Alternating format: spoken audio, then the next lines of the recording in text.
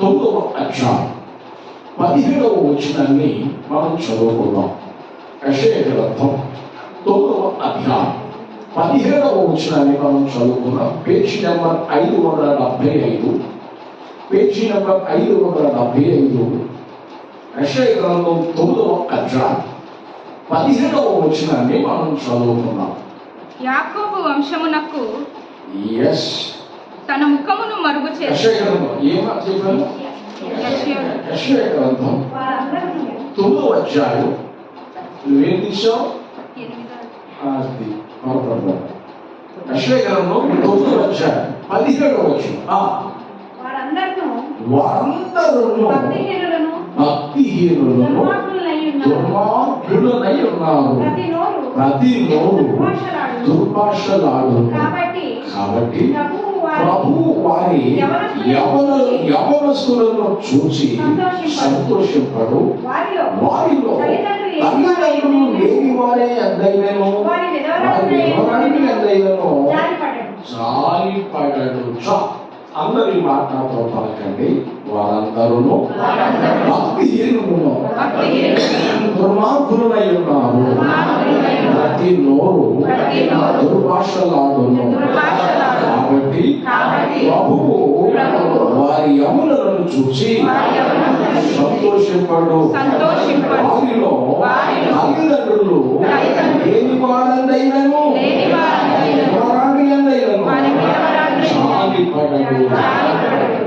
దేవుని వాక్యాన్ని క్లుప్తంగా మనం ధ్యానం చేద్దాం.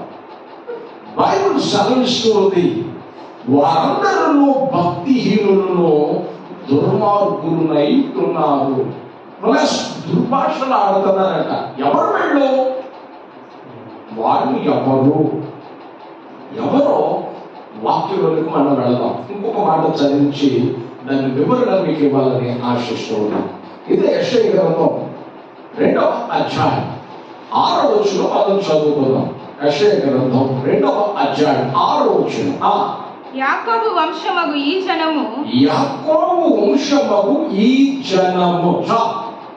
ఏ జనమండి? ఈ జనం ఎవరండి? వీళ్ళు యాకోబు వంశమగు జనం అంటే ఇశ్రాయేలీలు. ఎవరండి వీళ్ళు? ఇశ్రాయేలు జనాంగం. వీళ్ళట భక్తిహీనులుగా, దుర్మార్గులుగా, దుర్భాషను మాట్లాడేవారిగా ఉన్నారట. అందుచేత వారి తల్లిదండ్రులను బట్టి, వారి యవనస్తులను బట్టి దేవుడికి సంతోషం లేదట. వారి విషయంలో అసలు జాలి పడడట. ఎందుకని జాలి పడడు అనంటే, ఈ యాకోబు వంశముకు ఈ జనం ఏం చేసిందో చెప్పనా? అదే 2 అధ్యాయం 6వ వచనం చదువుదాం. తూర్పున నుండిన జనుల సంప్రదాయములతో నిండుకొని ఉన్నారు. వారు ఫిలిష్తీయుల వలె మంత్ర ప్రయోగము చేయుదురు. బాగా ఆలోచించని దేవుని వాక్యాన్ని వివరణిస్తాం.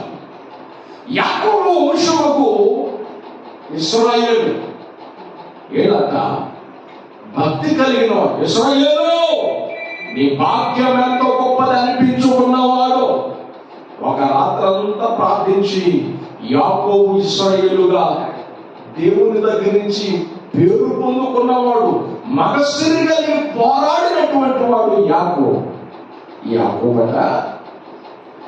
ఎంతగా యాకోబు వంశం భక్తి కలిగి ప్రార్థన పరులుగా, విశ్వాస వీరులుగా ఆత్మీయ జీవితంలో ముందుకు సాగుతూ ఉంటే అన్యుల మధ్యలో నివాసం చేస్తూ ఉన్నారంటారు. ఆత్మ సంబంధంగా సాగుతూ అన్యుల మధ్యలో నివాసం చేస్తూ ఉండగా ఏ జనుల మధ్యలో ఉన్నారో ఆ జనులను వీళ్ళు దేవుని వైపు తిప్పడం మానేసి, భక్తి వైపు మలచడం మానేసి, వీళ్ళలాగా వాళ్ళు మార్చడం మానేసి వీళ్ళు ఏం చేశారంటే వాళ్ళలా మారిపోయారు. ఇశ్రాయేలీయులు ఎవరిలాగా మారిపోయారు? తూర్పు దేశపు జనుల్లో ఉన్న సాంప్రదాయాలతో నిండిపోయారు. రక్షించబడిన వేళ్ళు వాళ్ళు ప్రభావితం చేయలేదు, కానీ అన్యులు మాత్రం వీళ్ళు ఏం చేశారు? ప్రభావితం చేసేసారు.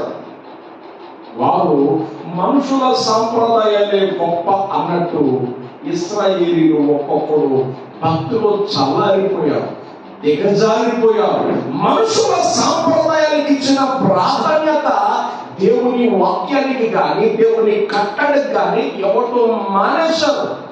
మంత్రాలకి, తంత్రాలకి, యుక్తికి, కుయుక్తికి వారు ప్రాధాన్యత ఇవ్వటం నేర్చుకున్నారు. ఎంత బాధకరమండి. యాకోబు వంశముకు వీడు ఒకప్పుడు యెహోవా వెలుగులో నడుచుకున్నటువంటి వారు, భక్తిగా బ్రతికినటువంటి వారు, ప్రార్థన పరులుగా బ్రతికినటువంటి వారు, మంట కలిగి జీవించినటువంటి వారు.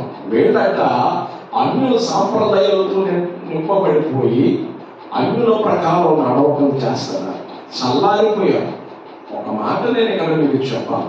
అన్యుల సంప్రదాయాలతో నడిచే వేడు ఏమన్నా బాగుపడ్డారా అని అంటే బాగుపడలేదు. మరి ఏమయ్యారంటే బైబిల్ మనం చదువుకుంటే, ఆ మాట చదువుకుంటే కాస్త వాక్యంలో ముందుకు వెళదాం. ద్వితీయోపదేశ కాండం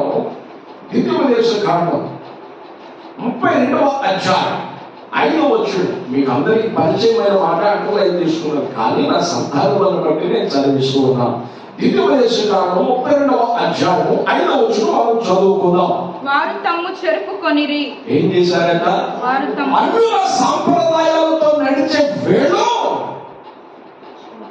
తమ్ముడు తాము ఏం చేసుకున్నారు? బాగుపడ్డారా? బాగుపడలా, చెరిపేసుకున్నారు. తమ్ముడు తాము చెరుపుకోవడం ద్వారా దేవుని కోపం వచ్చింది. దేవుడు ఏమన్నాడు తెలుసా? వారు తమ్ము చెరుపుకొనిరి, చదవండి, ఆయన పుత్రులు కారు. దేవుడు అంటున్నాడు, ఇక వాడు నా పుత్రులు కారు. స్తోత్రం చెప్పండి. హల్లెలూయా. తమ్ముడు చెరిపేసుకున్నారు. వాడు ఎందుకు ఎట్లా చెప్పుకున్నారంటే అన్యుల సాంప్రదాయాలు తినకపోవడం. ఏ సాంప్రదాయాలంటే ప్రభు బిడ్డలు ఎక్కువ మెరుగుతుంది ఇదే, ఎక్కువ నడుస్తుంది ఇదే.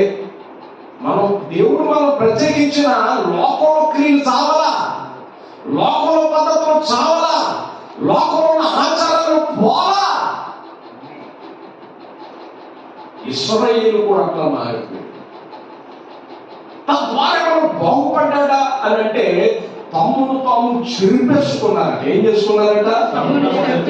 అని దేవుడు అన్నాడు, ఇక వారు నా పుత్రులు కారు, వారు కళంకులు. మచ్చలేని బ్రతుకు బ్రతికిన వీడు మచ్చ, డాగు, ముడత, కళంకం కలిగిన వాడు ఇశ్రాయేలు. అంత బాధకరం అండి. ఆ క్రింద వచ్చినట్టు బుద్ధి లేని అవివేక జనం. ఏమంటాడు? క్రింద వచ్చిన అంటాడు, బుద్ధి లేని అవివేక జనమా, పాపిష్టి జనమా, దోషభరితమైన ప్రజలారా అని యెషయా గ్రంథంలో ప్రభు మాట్లాడతారు. బైబిల్ సెలవిస్తోంది, వాళ్ళు భక్తితో నింపబడవలసింది పోయి, ప్రభుత్వం నింపబడవలసింది పోయి, అన్యుల సాంప్రదాయాలతో నిండుకొని భక్తులు చల్లారిపోయారు. అందుకని ఎవడు అంటున్నాడు, వారి విషయంలో నాకు సంతోషం లేదు, వారి బిడ్డల విషయంలో నాకు సంతోషం లేదు. వారు దారి తప్పడమే కాక వారి బిడ్డలను కూడా దారి తప్పించారు. ఎంత బాధకరం, ఎంత దుఃఖకరం. ఇట్లా చేస్తూ చివరికి వాక్యంలో రాబడింది. ఇంకొక మాట నేను మీతో చదివిస్తాను. 1 సమూయేలు గ్రంథం 8వ అధ్యాయము 20వ వచనంలో మనం చదువుకుంటే, ఇక్కడ సమూయేలు గ్రంథంలో ఇశ్రాయేలీయులు కూడా అక్కడ మనం చదువుకుంటే అక్కడ చక్కటి మాట రాయబడింది. ఆ మాట మనం చదువుకున్నాం. ఇది కూడా మీరు అండర్లైన్ చేసుకున్న మాటే, కానీ నా సందర్భాన్ని బట్టి మీతో చదివిస్తున్నాం. 1 సమూయేలు గ్రంథం 8వ అధ్యాయం 20వ వచనం. జనములు చేయు రీతిని బాగా ఆలోచించండి. ఇక్కడ ఇశ్రాయేలీయులు అందరూ పోగుబడి సమూయేలును పిలిచి, సమూయేలు అంటున్నారు, అయ్యా సమూయేలు, మేము దేశ విదేశాలు సంచరించాం, అందరినీ చూసి వచ్చాం, చుట్టూన్న వాళ్ళకి నాయకులు ఉన్నారు, దేశాలకు నాయకులు ఉన్నారు, రాజ్యాలకు నాయకులు ఉన్నారు, రాజులు ఉన్నారు. కాబట్టి వారు చేసేటట్టు మేము చేయాలా అని వీళ్ళందరూ కూడా సమూయేలు దగ్గరకు వచ్చి చెబుతున్నారు. సమూయేలు దగ్గరకు వచ్చి చెబుతుంటే సమూయేలు ఏమన్నాడు చెప్పనా? ఇదే 8వ అధ్యాయం, 1 సమూయేలు గ్రంథం 8వ అధ్యాయం 18వ వచనం మనం చదువుతాం. ఆ దినమున మీరు కోరుకొనిన రాజును బట్టి ఆ దినమున, ఏ దినమున? జనములు చేయనట్లు మేము చేస్తామంటున్నారే, ఆ దినం మొదలుకొని మీరు కోరుకొనిన రాజును బట్టి మీరు మొరపెట్టినను యెహోవా మీ మొర వినకపోవును.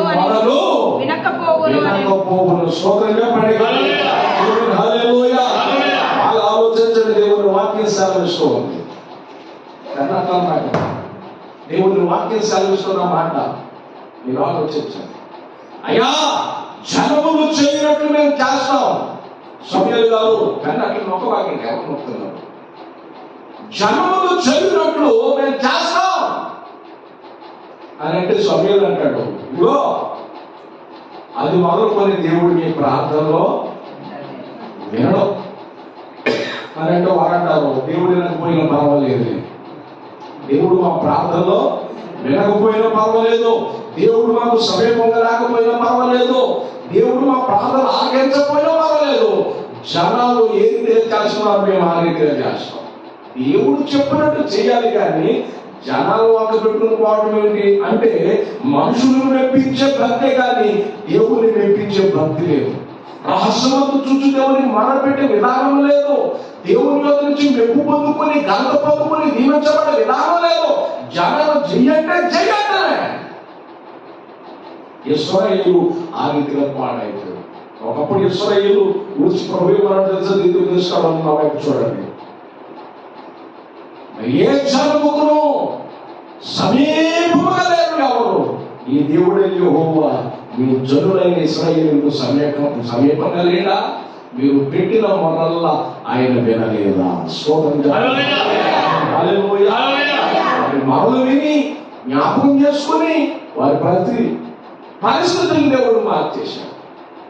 శాపగ్రస్తమైన స్థితి అంతా ఆశీర్వాదకరంగా మార్చేశాడు. బిలాము మాట దేవుడు అంటాడు, బిలాము ఏది చెప్తే అది జరగాలి. అటువంటి బిలాము మాట కానీ బిలాము ప్రార్థన కానీ దేవుడు వినలా. అప్పుడు శపించిన శాపాన్ని దేవుడు దీవునిగా మార్చాడు. ఇశ్రాయేలును అంతగా ప్రేమించాడు దేవుడు, కానీ వారి మీద నాయకుడు ఉన్న దేవుని త్రోసివేసి రాజులాగా నాయకులాగా చుట్టూన్నటువంటి వారిలాగా చేయాలని ఆశించాడు. ఇంకో విచిత్రం చెప్పనా? దేవుడు ఏలుబడి చేసినంత కాలం వారి మీద రాజులు నాయకులు లేకుండా దేవుడే దేవుని ఏలుబడిలో దేవుని లాభంలో వాళ్ళు ఉన్నంత కాలం ఒక్క పూట కూడా పస్తు లేదు వాళ్ళు. స్తోత్రం చెప్తారు. ఒక్క పూట కూడా ఏం లేదు, వాళ్ళు పస్తు లేదు. వాళ్ళు కరువు కొరత వాళ్ళకి లేదు. అంత సమృద్ధిగా వాళ్ళు జీవించారు. అందుకే న్యాయాధిపతుల గ్రంథంలో రాయబడింది, న్యాయాధిపతులు ఏలిన కాలమందు ఇశ్రాయేలీయులకు ఆ దేశంలో కరువు వచ్చిందట. ఏమొచ్చిందంటే దేవుడు ఏలుబడి చేసినంత కాలం జనాలు ఆకలితో చచ్చిపోయారని ఎక్కడ రాయబడి, నీళ్లు లేక చనిపోయారని ఎక్కడ రాయబడి. ఏది కావాలన్న దేవుడు సమయాల ప్రకారంగా సందర్భం ప్రకారంగా సమస్తమును సమకూర్చి పెట్టాడు ఆయన. ఇంతకి సమకూర్చి ఇంతగా ఇన్ని చేస్తే ఇశ్రాయేలు జనములు చేయనట్లు చేస్తాడట. దేవుడు చెప్పినట్టు చేయాలి. ఎవరు చెప్పినట్టు చెప్పాలి, కానీ దేవుడు చెప్పినట్లు చేయాలి. కార్యంలో అన్యులాచారాలతో నింపబడిపోయారు. దేవుని బిడ్డలో ఈరోజు ఎక్కడ చూసినదే నడుచుకో. వివాహాల్లో మార్పు లేదు. నేను ఒక వివాహం చేయడానికి మేము వెళ్ళాం. చూడు వర్షం, పాత ముప్పాలని ఏదో అక్కడ వివాహం చేయడానికి వెళితే ఆ వివాహంలో అన్ని అన్యుల సాంప్రదాయాలు. నేను చెప్పిన దానికి విరుద్ధం. అయ్యా వెనకటి నుంచి వస్తుందయ్యా ఇది. ఎక్కడి నుంచి వస్తుందట? మరి వెనకటి నుంచేగా బైబిల్ ఉందా? నువ్వు పుట్టం దగ్గర నుంచిగా బైబిల్ ఉంది. మీ తాతలు 2000 సంవత్సరాల క్రితం నుంచి ఉంది కదా బైబిల్లో. స్తోత్రం చెప్పండి. హల్లెలూయా. మరి బైబిల్ చెప్పినట్టు చేయకుండా మా వెనకటి నుంచి వస్తుందయ్యా ఈ ఆచారం. దాని ప్రకారం పోవడం ఏమిటి? నీవు బైబిల్ చెప్పినట్టు చేయి. స్తోత్రం చెప్పండి. హల్లెలూయా. బైబిల్ చెప్పినట్టు చేయయ్యా. నీవు నలుగురు వెళ్ళే దారిలో నేను పోతానంటే ఇబ్బంది పడిపోతాం. దేవుడు వదిలిపెట్టేస్తాడు. సమయం అన్నాడు, జనములు చేయనట్లు మీరు చేస్తే దేవుడు మీకు సమీపంలో మీ ప్రార్థనలు వినడు అని అంటారు. అయిన పాపం ఏమంటారు? ఎంత దిగించారండి, ఎంత కఠినంగా ఉన్నారండి వాళ్ళు. వారి హృదయాలు లోకంతో నింపబడిపోయి. దేంతో నింపబడిపోయినాయి? వారి హృదయాలు లోకంతో నింపబడిపోయి. ఎంత బాధకరం. ఈరోజు దేవుని బిడ్డలు దిగు బిడ్డలు ఎవరు అర్థం కావాలి. గుళ్ళోనే దేవుని బిడ్డలాగా, గుడి అనక దెయ్యం బిడ్డలుగా మారిపోతుంది. మందులో ఉన్నంత వరకే నీతులు, మందిరాన్ని విడిచిపెడితే బూతులు. దేవుని బిడ్డ బైబిల్ సెలవిస్తున్న సత్యాన్ని మీరు ఆలోచించాలి. దేవుని వాక్యం సెలవిస్తుంది, జనములు చేయునట్లు మేము చేస్తాం అని అంటున్నారు. అంటే ఇంకొక మాట నేను చదివిస్తాను. ఆ మాట చదవండి. 1 సమూయేలు గ్రంథం 7వ అధ్యాయం 19వ వచనం చదవండి. 19వ వచనం. అయినను జనులు సమూయేలు యొక్క మాట చెవిని పెట్టనొల్లక. ఎవరి మాట? సమూయేలు యొక్క. అయ్యా, దేవుడు దూరం అయితే నీ వెండెందుకు, నీ బంగారం ఎందుకు? దేవుడు లేని సంతోషం ఎందుకు అని సమూయేలు గొంతు చూసుకుని అరుస్తున్నా, గద్దిస్తున్నా, హెచ్చరిస్తున్నా. సమూయేలు మాటలు లక్ష్య పెట్టట్లేదు. ఎవరి మాట లక్ష్య పెట్టట్లేదు? అందరూ చెప్పాలి. సమూయేలు మాట చెప్పాలి. లక్ష్య పెట్టట్లేదు. సమూయేలు అంటే లక్ష్యం లేదు. సమూయేలు మాట కూడా ధిక్కరిస్తుంది.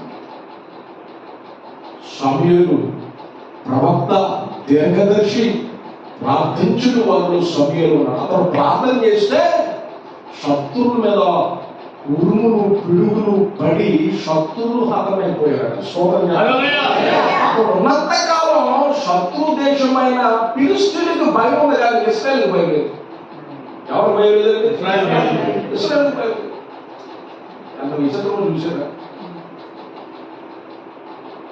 ఇశ్రాయేలు బైబిల్ లేని వాడిగా మారి అంత బాధకరమో. హృదయం లోకంతో నింపబడిపోయింది. దేంతో నింపబడిపోయిందండి? లోకంతో నింపబడిపోయి నువ్వు ప్రార్థన చేస్తే దేవుని ప్రార్థన ఆలకించు. దేవునికి నీకు అడ్డు ఉన్నటువంటి దాన్ని, దేవునితో నింపబడవద్దని తొలగించుకో. నువ్వు దేవునితో నింపబడితే ధన్యుడు.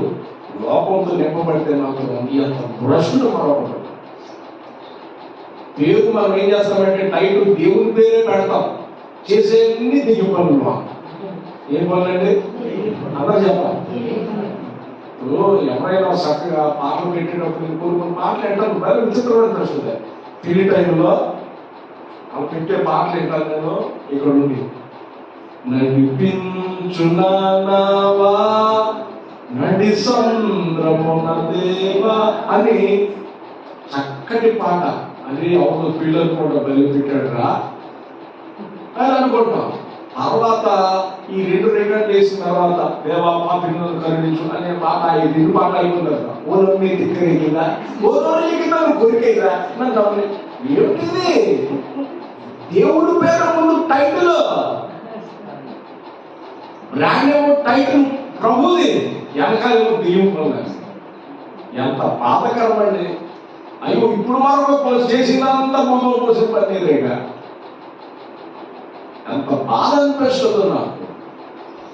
దేవుడు దేవుడు వాక్యం సెలవిస్తుంది. తూర్పు దేశపు జనుల సాంప్రదాయాలతో నిండుకున్నారు. తూర్పు దేశంలో జ్ఞానులు కూడా ఉన్నారు. వారి జ్ఞానం మీద ఆధారపడి ఏరో రాజు దగ్గరికి వచ్చేవారు. ఏరో రాజు దగ్గరకు వచ్చి ఏరో రాజుని కలవరపరిచారు. ఆ దేశంలో ఉన్న ప్రజలందరినీ కలవరపరిచారు. వాళ్ళ కలవరపరిచిన వారి జ్ఞానం ఏం చేసిందని కలవరపరిచింది పసి పిల్లలను హతమార్చేటట్టు చేసింది. కాబట్టి నీ జ్ఞానం మీద నువ్వు ఆధారపడితే నేను జ్ఞానవంతుడిని, నేను పరిశుద్ధుని, నేను భక్తి పడ్డా అనుకోవాలి. స్తోత్రం చెప్పండి. నువ్వు దేవునితో ప్రభావితం కావాలి. జనములు చెప్పినట్టు నువ్వు చేయొద్దు. ఎవరు చెప్పినట్టు చేయొద్దు? జనములు చెప్పినట్టు నువ్వు చేసావంటే నష్టపో. సమయంలో అంటున్నాడు ఆ మాట చదువు 19 వచ్చిన అయినను జనులు సమయలు మాట చెవిని పెట్టనొల్లక ఏం చేయలేదండి. చెవిని పెట్టనొల్లక ఎందుకంటే వారు హృదయమంతా లోకంతో నింపబడిపోయింది. లోకంలో ఉన్న దృశ్యాల చేత నింపబడిపోయింది. ఏమన్నా వైపు చూడండి ఒకసారి. చెడిపోయే వాడిని చూసి చెడిపోతున్నారు కానీ బాగుపడే వారిని చూసి బాగుపడుతున్నారా? మరి అది ఎందుకు అవుతుంది, ఇది ఎందుకు అవట్లేదు? బాగా నేర్చినటువంటి వాడు లోకంలో పండిపోయి దేవుడు పెట్టినారు. మీరు ఆలోచించండి. దేవుడు వాక్యం సాధిస్తారు. ఆమె తిన్నగా ఉన్నా, ఇలా తిన్నగా ఉన్నాడా అనే బదులు నువ్వు తిన్నప్పుడు చూపించవచ్చుగా, నువ్వు సక్రపరచబడవచ్చుగా. నీకు ఆ జ్ఞానం ఉన్నప్పుడు, ఆ వివేకం ఉన్నప్పుడు నువ్వు క్రమపరచబడవచ్చుగా. మన ఐనుపూడిలో వాళ్ళు ప్రభు బిడ్డ ఆత్మశాలీలు, వాళ్ళు ప్రభు బిడ్డ. వాళ్ళు ప్రభుని నమ్ముకున్నారు. చక్కగా భక్తి పరకంగా సాగిపోతున్నారు. భక్తిపూర్వకంగా తమ్ముడు తాగటం మానేయాలని 21 రోజు ఉపవాస ప్రార్థన పెట్టారు. రోజు ప్రార్థన 21 రోజు తాగలేదండి.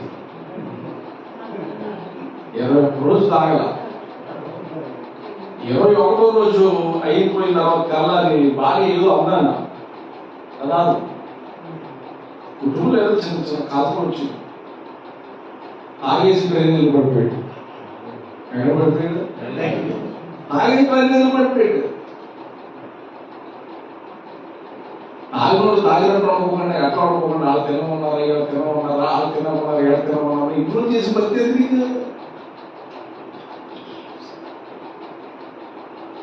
నువ్వు సరి చేసుకుంటే దీవించబడతావని చెప్పాను. స్తోత్రం చెప్పండి. దేవుడు పెట్టినారా? దేవుడు వాక్యం సాధిస్తుంది. చెడిపోయే వారిని చూసి చెడిపోవాక నీ జీవితాన్ని బాగు చేసే దేవుని వైపు చూడు. ఎవరి వైపు చూడాలా? బాగు చేసే దేవుని వైపు చూడు. ఒక మనిషి చక్కగా అనిపించుకోవడానికండి 30 సెకండ్లు చాలు. మంచోడు అనిపించుకోవడానికి 30 సంవత్సరాలు పట్టింది. ఎన్ని సంవత్సరాలు? చక్కగా అనిపించుకోవడానికి 30 సెకండ్లు చాలు. మంచోడు అనిపించుకోవడానికి 30 సంవత్సరాలు పట్టింది. 30 సంవత్సరాలు అక్కడ 30 సెకండ్లు అక్కడ. అంటే ఏమి స్పీడ్ చూడండి. చెడే స్పీడ్. ఏదో సామెత అంటారు, సత్యం సింగారించుకొని వచ్చే లోపు అసత్యం భూసంచారం చేసి వస్తుంది.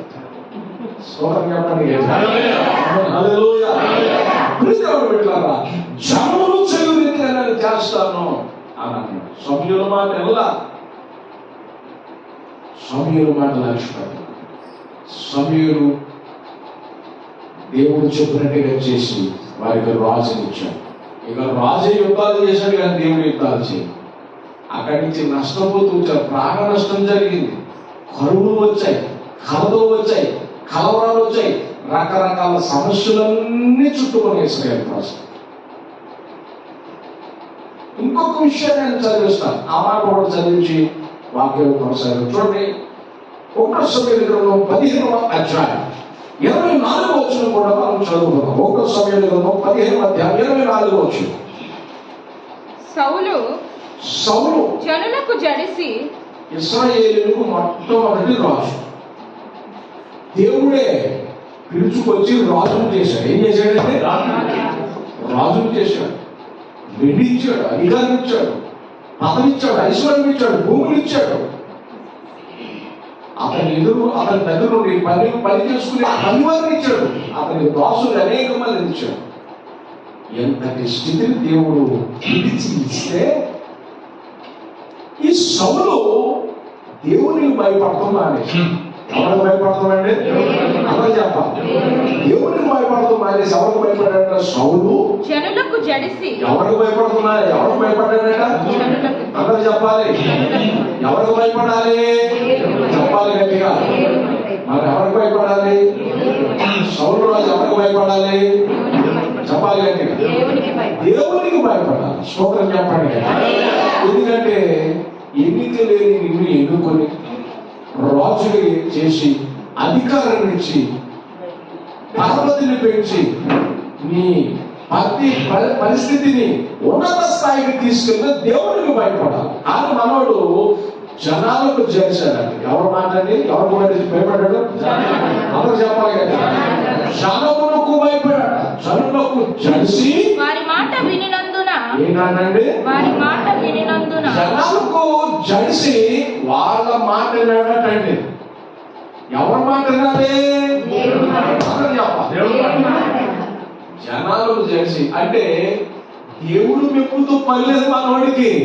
ప్రజలు మెప్పు చాలు. ప్రజలు మంచి అనిపించుకునే చాలు. దేవుడితో పని ఉంది మనకి అన్నట్టు నడిచాడు అతను. జనములకు జడిసి దేవుడా వారి మాట విన్నాడట. ఏంటండి?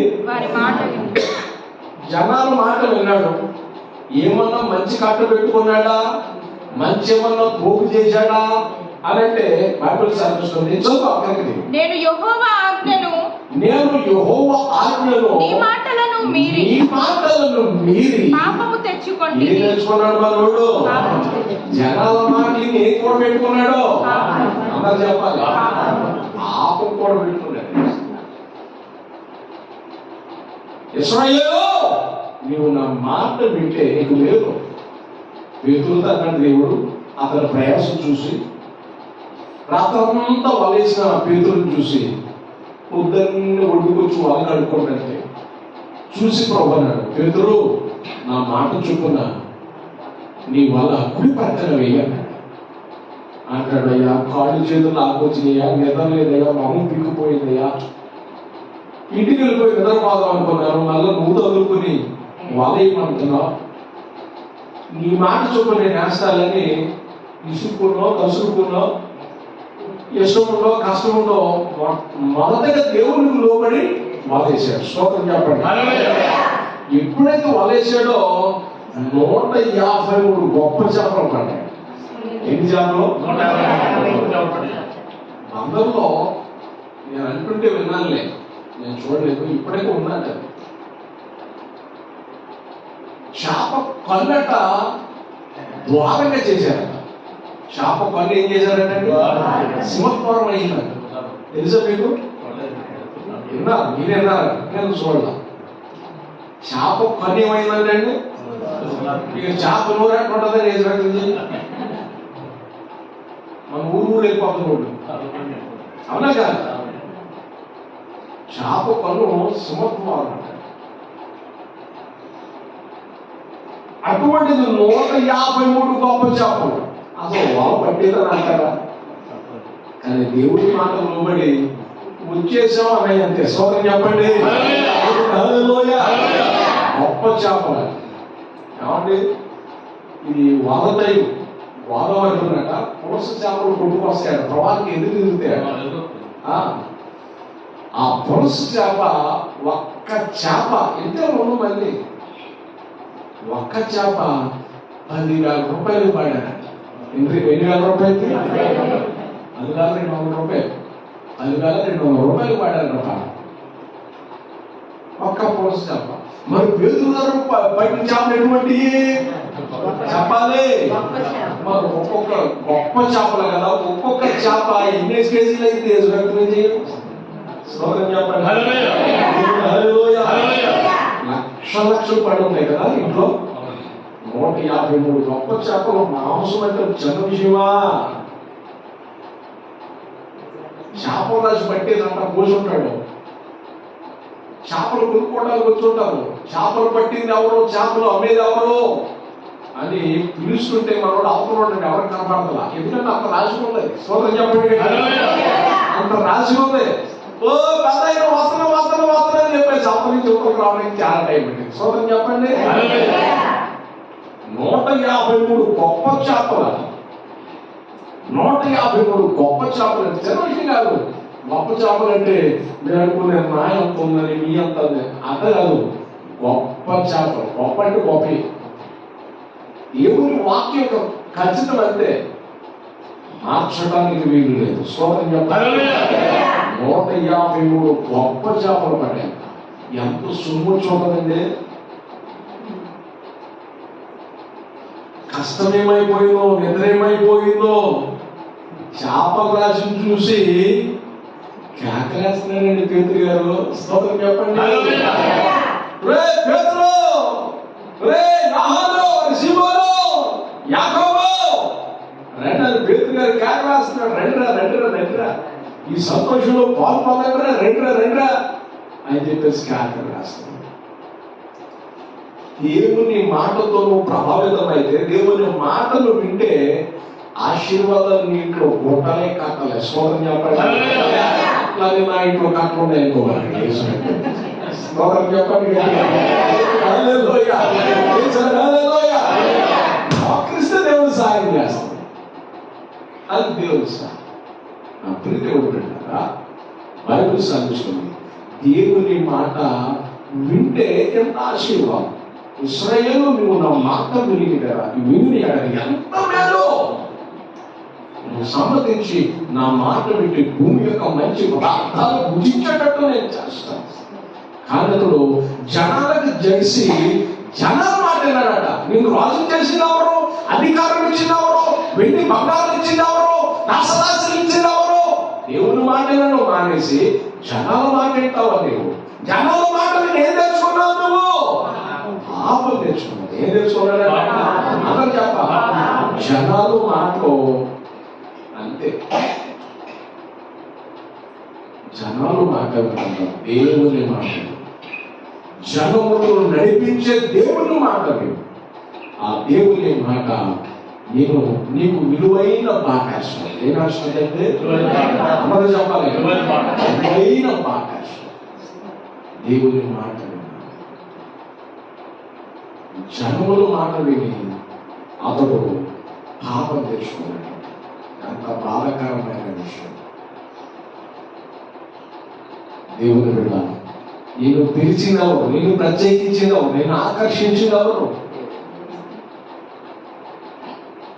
మొదట నీలో విశ్వాసం ఎటువంటిది, మొదట నీలో భక్తి ఎటువంటిది, అవన్నీ చల్లారిపోయి జనములు చేయనట్లు చేస్తున్నావేమో. లేదు లేదు, నువ్వు ప్రత్యేకించబడిన వాడు. దేవుడు అంటున్నాడు, ఎప్పటికైనా సరి చేసుకో. స్తోత్రం చెప్పండి. సాధిస్తుంది. వారు భక్తిహీనులంట. ఎవరంట? అందరూ చెప్పండి. వారందరూ భక్తిహీనులను, దుర్మార్గులై ఉన్నారు. ప్రతి నోరు దుర్భాషలాడుతున్నారు. ఏం చేస్తున్నారంటే, కాబట్టి ప్రభు వారి యవనులను చూసి సంతోషించట్లేదట. వారిలో తల్లిదండ్రులు లేని వారైనా, వారి విధవరాడైనా ఆయన జాలిపట్టు మానేశాడట. ఎందుకో తెలుసా? చెరిపేసుకున్నారు వాళ్ళు. జనములు చేయు రీతిని చేస్తూ దేవునికి దూరం అయిపోయాడు. దేవునికి అది కాదు, నువ్వు దేవునికి దగ్గర. ఎవరికి దగ్గర అవ్వాలి? చెప్పాలి. దేవునికి దగ్గర అవ్వాలి. దేవుణ్ణి సమీపించబోతే నీ లైఫ్ స్టైల్ మారిపోతుంది. దేవుణ్ణి సమీపించబోతే నీ క్యారెక్టర్ మార్పు వస్తుంది, నీ అంతరంగంలో మార్పు వస్తుంది. దేవుని సమీపించబోతే నీవు రూపాంతరం చెందుతావు. సోదరుగా అప్పుడు దేవుని బిడ్డలారా, దేవుని వాక్యం సాధించుకునే సత్యాన్ని మీరు ఆలోచించారు. వాళ్ళందరూ భక్తిహీనులు చెరిపేసుకున్నారు. తూర్పు దేశపు జనుల సాంప్రదాయాలతో నిండుకొని దేవుని ఆజ్ఞను నిరాధకం చేశావు, దేవుని మాటను నిరాధకం చేశావు, దేవుని శాసనాన్ని ప్రక్కకు పెట్టేశావు, నెట్టివేశావు. అందుచేత కరువు కారణం ఏలు పట్టేశావు. వారు చేయనట్లు మనం చేయొద్దు. భక్తులు చలాలతో దేవుని కొరకు రగులుదాం, దేవునికి సమీపం ఉందాం, దేవుని సమీపిద్దాం, దేవుని కలిగి మనం ముందుకు సాగుదాం. దేవుడి మాటలు దీవించును గాక.